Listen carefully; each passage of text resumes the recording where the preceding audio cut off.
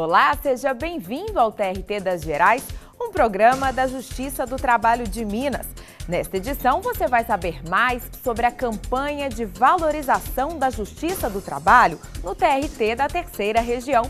E veja também o funcionamento das varas do trabalho em Itabira, terra do poeta Carlos Drummond de Andrade.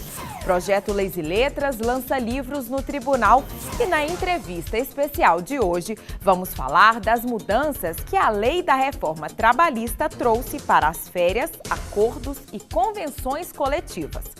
Não saia daí, o TRT das Gerais começa agora.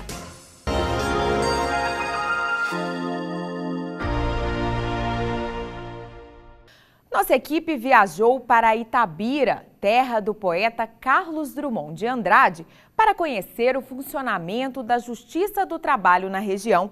As varas, que há poucos anos tinham processos acumulados, conseguiram resolver o problema com a implantação de projetos eficientes.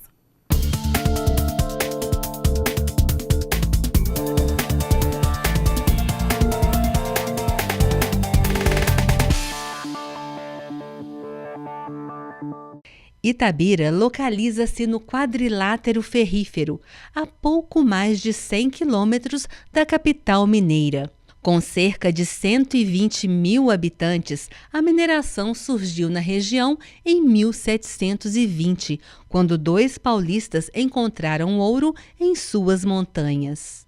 Em 1942, a Vale S.A., antiga companhia Vale do Rio Doce, instala-se na região, onde a exploração do minério de ferro é a principal atividade econômica. Elevada à condição de cidade em 1848, Itabira tem como filho ilustre o poeta Carlos Drummond de Andrade e serviu de inspiração para algumas de suas obras. A Justiça do Trabalho está instalada no município desde outubro de 1986. Eu posso dizer que mais de 80% das ações se devem a um conflito ou uma situação criada dentro da mineração. Há 5 anos, na Justiça do Trabalho de Itabira, que tinha uma única vara, havia cerca de 10 mil ações acumuladas.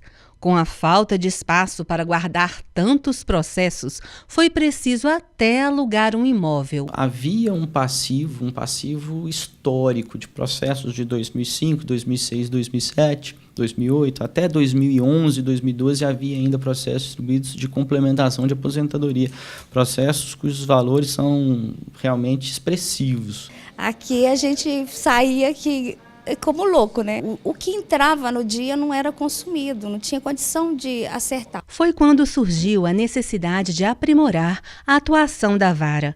Para dar vazão ao trabalho represado, entrou em cena a equipe da Secretaria de Apoio Judiciário.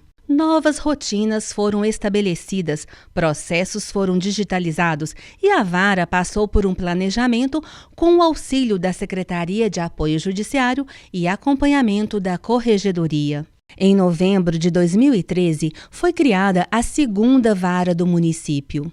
Atualmente, o acervo da vara de Itabira reduziu-se a pouco mais de 3 mil processos. Hoje, sim, a gente já tem um parâmetro melhor, os despachos estão mais em dia e a gente hoje consegue ter uma tranquilidade. A gente tem um ganho muito grande na qualidade de vida e de trabalho. O foro que era num outro prédio aqui para frente, ele pôde vir aqui para o mesmo prédio das duas varas. E isso melhorou assim, consideravelmente a logística. Novas ideias estão sempre surgindo. 17 iniciativas de magistrados e servidores que atuam na cidade foram inscritas no programa Boas Práticas. Despachos alvarás, outras coisas que a gente adota aqui com celeridade, atas às vezes com força de alvará, com força de certidão. Com o objetivo de garantir ainda mais eficiência para a prestação jurisdicional, Itabira é pioneira na implantação dos novos projetos Superforo e Efetividade na Execução. O apoio nos ofereceu essa oportunidade de entrar no projeto. A gente meio que, vamos encarar, porque a gente tem necessidade, bem ou mal, vamos ver o que vai dar. Nós já fazemos a notificação inicial, impressão e expedição das correspondências, anexamos peças ao PJE, né, o processo judicial eletrônico, atendimento à parte sem advogado a gente já faz também, e carga de processo arquivado no foro também a gente já faz tudo isso. A Justiça do Trabalho de Itabira é pioneira nesse projeto de execução, projeto piloto. Diretamente quanto à execução, foi a questão da investigação patrimonial, até certa medida, por parte dos oficiais de justiça. Isso foi bom por quê? Porque o oficial de justiça, muitas vezes, ele está enxergando o patrimônio lá fora, ou está vendo algumas coisas lá fora que o juiz não vai ver nunca, porque o juiz nem sempre tem como sair daqui. O que a gente tem visto, tem recebido de feedback das unidades é que tem surtido o efeito desejado, né? Mas é um processo que ainda está em implantação, né? Tem muito caminho a ser trilhado ainda.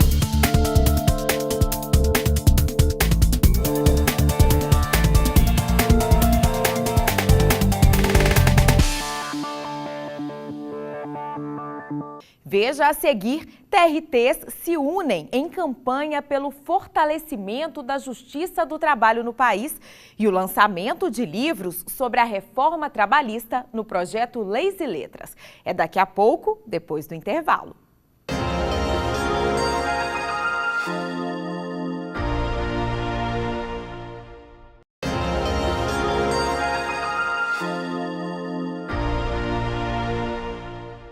Estamos de volta com o TRT das Gerais.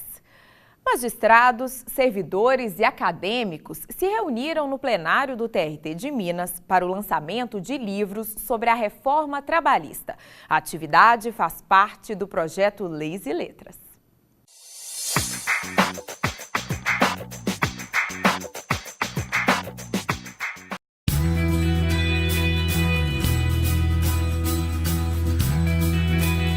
O projeto Leis e Letras promoveu, no plenário do TRT Minas, o lançamento do livro Prevalência do Negociado sobre o Legislado.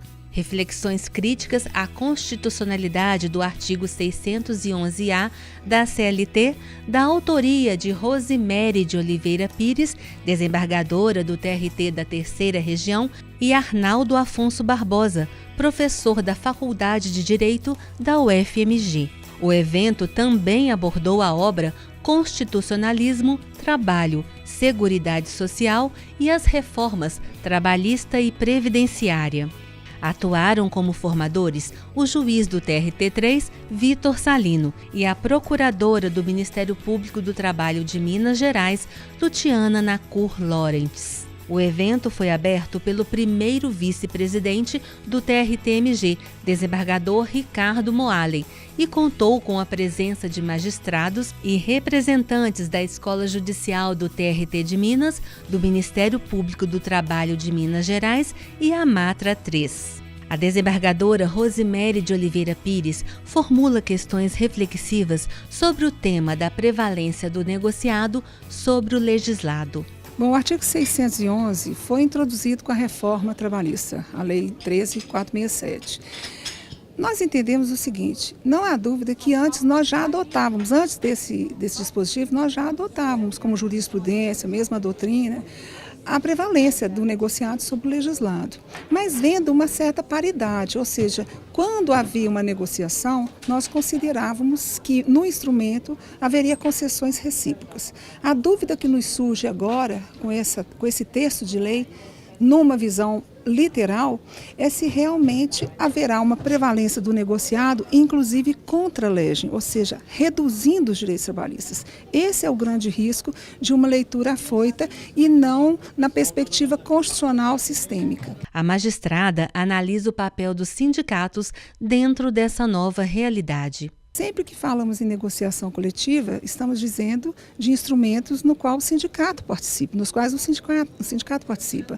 De modo que tudo que vem em favor da negociação coletiva vem em favor dos sindicatos que representam essa autonomia coletiva, representam os seus trabalhadores vinculados a esse sindicato. Novamente aqui um risco, é uma dúvida, se essa negociação coletiva trará efetivos benefícios ao trabalhador dentro de uma estrutura atual de crise econômica, de desemprego, e de sindicatos que estão com redução de recursos em razão da retirada da contribuição sindical obrigatória. E, na verdade, nós não temos uma história muito sedimentada de negociação sindical, de sindicatos fortes. Então, há toda uma história a se construir a partir dessa legislação.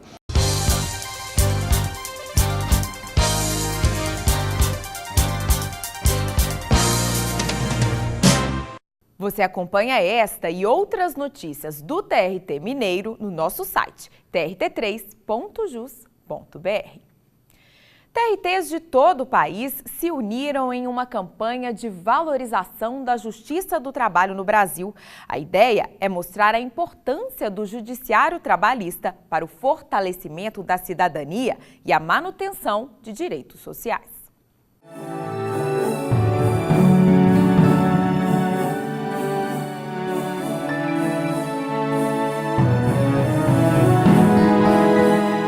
Eu estou sentindo desequilíbrio. Representa isso também. O lado social aí da justiça é o equilíbrio. E eu, com tantos anos de justiça, e passei por várias áreas, audiência, balcão, sentença, ela representa um grande amparo e resguardo de direito dos trabalhadores. Resguarda até direitos dos empregadores. Dependendo do acordo, se o empregado tiver com a razão, é lógico, ele ganha com isso, ele lucra. As duas partes ganham. Com escorpião, né, leishmaniose, dengue, né, caramujo africano, né, e ratos, né. A gente está tendo que trabalhar no meio disso tudo, né, e uma área muito insalubre, sabe? E a prefeitura paga só 20% e eu estou reivindicando os 40%. Porque é direito meu, né? É direito meu, eu não estou querendo lesar ninguém. A Justiça do Trabalho foi e sempre será um instrumento de pacificação social dos mais importantes para a nação brasileira. Se observarmos a nossa Constituição, há uma clareza na opção da nação, na solução dos seus conflitos internos e internacionais por meio da pacificação social. E somente a Justiça do Trabalho está preparada para solucionar o conflito coletivo. E ao solucionar o conflito coletivo, ela impede conflitos individuais, solucionando um problema que envolve não apenas trabalhadores e empregadores, mas a sociedade como um todo. No próximo bloco, vamos falar de férias e mais direitos do trabalhador que sofreram alterações com as novas regras trabalhistas. Afinal, houve prejuízos para a população? É o que vamos debater depois do intervalo. Você não pode perder.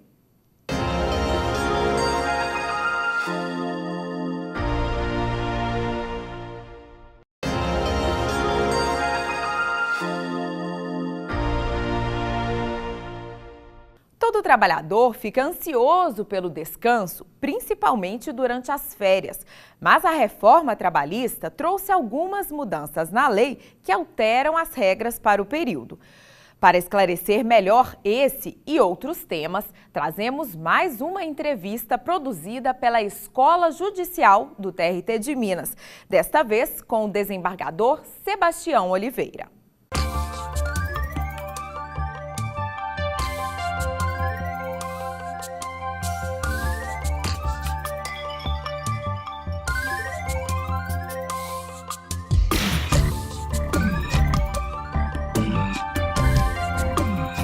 Doutor Sebastião, a lei da reforma trabalhista trouxe, no artigo 134, parágrafo 1º da CLT, uma inovação no campo das férias e diz expressamente que desde que haja concordância do empregado, as férias poderão ser usufruídas em até 3 períodos, sendo que um deles não poderá ser inferior a 14 dias corridos e os demais não poderão ser inferiores a 5 dias corridos cada um.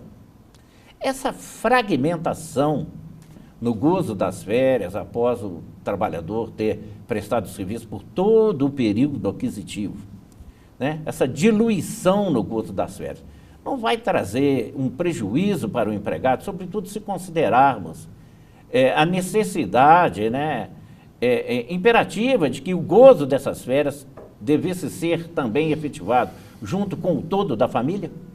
Olha, doutor Márcio, essa mudança, na realidade, veio atender quase que um costume que havia informalmente da divisão das férias em mais de um período.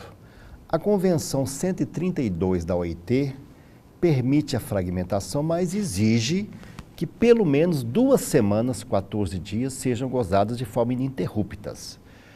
E também uma outra questão que vale mencionar, que não se aplica para o trabalhador doméstico, que tem uma lei própria que só permite dividir em 2 períodos. Evidentemente, esta ressalva colocada de que, se houver concordância do trabalhador, que poderá ser feita a divisão, visa proteger aquelas situações que muitas vezes a família já se programa no mês das férias, das crianças, para tirar férias em conjunto. Se não houver vício de consentimento do trabalhador, creio que não haverá grandes prejuízos. Agora, pode acontecer, sim, que as férias muito fragmentadas venham causar transtornos e impedir um descanso mais prolongado por parte do trabalhador. Doutor Sebastião, nós tínhamos até então disposição na CLT dispondo que haveria prevalência da Convenção Coletiva de Trabalho sobre o Acordo Coletivo de Trabalho, quando tanto o ACT como a CCT dispusessem sobre uma mesma matéria. Então, havendo conflito entre a Convenção e o Acordo Coletivo, prevaleceria na CLT, até então em vigor, a norma prevista na Convenção Coletiva de Trabalho. A Lei da Reforma Trabalhista mudou isso e colocou agora a prevalência do Acordo Coletivo de Trabalho sobre a Convenção Coletiva de Trabalho. Essa mudança, fazendo que o Acordo Coletivo de Trabalho, que abrange apenas uma empresa, porque é um ajuste feito entre uma empresa e o sindicato, só tendo aplicação no âmbito restrito dos empregados dessa empresa. Isso não fará que haja uma certa diluição dos direitos dos trabalhadores e, mais ainda, não diluirá a própria força do sindicato, da categoria profissional, dentro de toda a sua base territorial? Desembargador Márcio, a resposta comporta 2 enfoques. Nas empresas e sindicatos de maior autonomia, pode ser bom, porque cada um sabe as necessidades próprias, peculiares daquela empresa.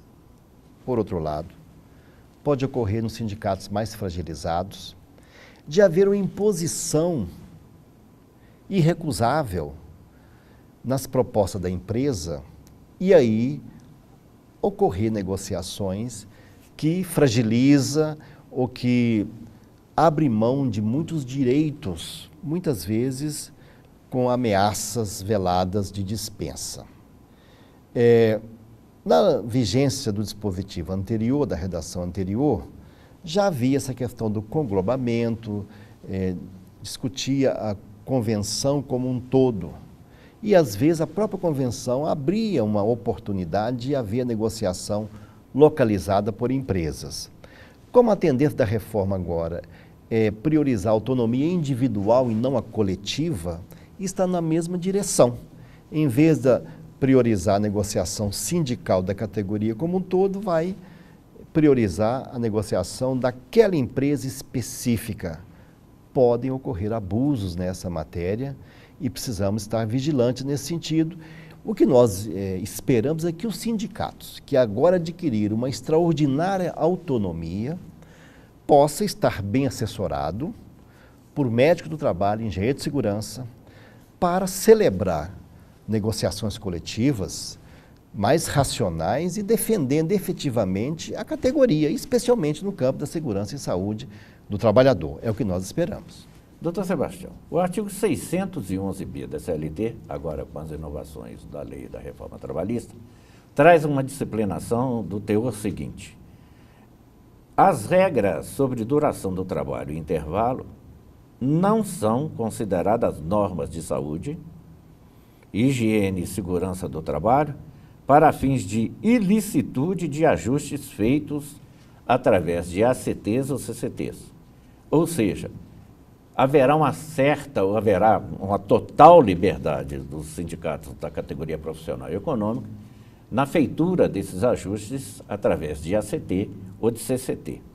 Isso não gerará uma certa possibilidade de jornadas um pouco abusivas de trabalho, mas, sobretudo, de supressão de intervalos para a alimentação e recuperação da saúde do trabalhador tão importantes? Essa, como eu disse há pouco, é uma questão muito preocupante. Porque, vejam, estabeleceu uma autonomia para o sindicato negociar contrariando a lei, ou seja, prevalece o negociado sobre o legislado. Observado apenas os limites constitucionais. Mas a Constituição só menciona a compensação, não menciona a duração máxima diária, nem menciona intervalo. A CLT em vigor estabelece que pode negociar mais até 2 horas por dia a mais, e estabelece as obrigatoriedades de intervalos, de no mínimo 1 hora. Agora, reduziu o intervalo para 30 minutos e não estabelece a duração máxima diária. Pode ocorrer negociações fixando jornada de dobra de turno, especialmente em épocas, imagina, fim de ano, no comércio, uma pessoa que trabalha no caixa, trabalhar 12, 13, 14, 15 horas, a rigor estaria atendendo à letra da lei, mas não o espírito da norma protetora. E, nesse sentido, fixar que essas normas não são normas de saúde, comete uma violência contra a ciência. A Convenção número 1 da OIT trata de duração de jornada, desde a Convenção número 1 de 1919. E a legislação do mundo inteiro menciona jornada, repousos e pausas para recomposição. Então, a duração extensa da jornada vai afetar outros valores da vida do trabalhador. Desde o século XX se mencionava que o ideal era dividir o dia em 3 etapas: 8 horas para o trabalho, 8 horas para o lazer e 8 horas para dormir. Se nós invadirmos uma jornada muito extensas, trabalhar 10, 11, 12, 14 horas, os demais valores estarão comprometidos. Especialmente que agora, inclusive, autoriza fazer negociações individuais, inclusive de maneira tácita, implícita, diretamente com o trabalhador. Jornada 12 por 36 é um outro equívoco. Por quê? A jornada 12 por 36 vinha sendo tolerada para atividades que demandavam pouco esforço físico ou mental, como vigia, o setor de enfermagem, setores que não tinham uma demanda muito intensa, portarias de prédios, condomínios. Agora, fixar de maneira geral que pode ter jornada 12 por 36 para qualquer atividade é um grande equívoco, porque há atividades que demandam um grande esforço físico, um trabalho de alta carga cognitiva, que leva um desgaste mental muito elevado. Acho perigoso generalizar a jornada 12 por 36, inclusive com negociação direta. A pessoa estuda, por exemplo, tem um horário próprio que ele trabalha durante um horário do dia e estuda no outro horário. Se o empregador impuser a jornada 12 por 36, ele vai comprometer o seu estudo, a outra atividade que ele tenha, o convívio familiar. E aí vai gerar mais adoecimento, comprometendo uma questão que hoje já é muito debatida no meio. São os transtornos mentais relacionados ao trabalho. O número de afastamentos por estresse, transtorno de ansiedade e depressão tem gerado muitos afastamentos, e com esse trabalho mais intenso, mais denso e mais extenso, estamos criando um campo propício para maior adoecimento. O TRT das Gerais fica por aqui. Para ver mais da nossa programação, acesse nosso canal no YouTube. Também estamos no Facebook e no Twitter. A gente se encontra no próximo programa. Até lá!